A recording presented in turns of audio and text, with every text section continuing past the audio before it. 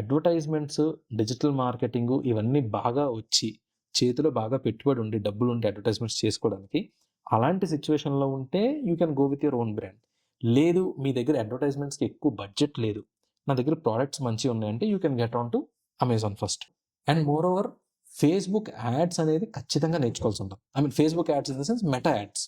So మీరు అమెజాన్‌లోనే మీరు అబ్జర్వ్ చేసుకుంటే మనం ఏదైనా సెర్చ్ చేసినప్పుడు సేమ్ గూగుల్‌లో ఎలా అయితే ఫస్ట్ యాడ్స్ వచ్చి తర్వాత వెబ్‌సైట్స్ వస్తాయో, ఎస్‌ఈఓ రిజల్ట్స్ వస్తాయో, ఈవెన్ ఆన్ అమెజాన్ కూడా మనం లెట్స్ సే ఒక పెన్ డ్రైవ్ కోసం వెతికాం. సో ఇనీషియల్‌గా స్పాన్సర్డ్ ప్రొడక్ట్స్ వస్తాయి. తర్వాత ఫ్రీ ప్రొడక్ట్స్ వస్తాయి. సో అమెజాన్‌లో కూడా మీ ప్రొడక్ట్‌ని అడ్వర్టైజ్ చేసుకోవచ్చు.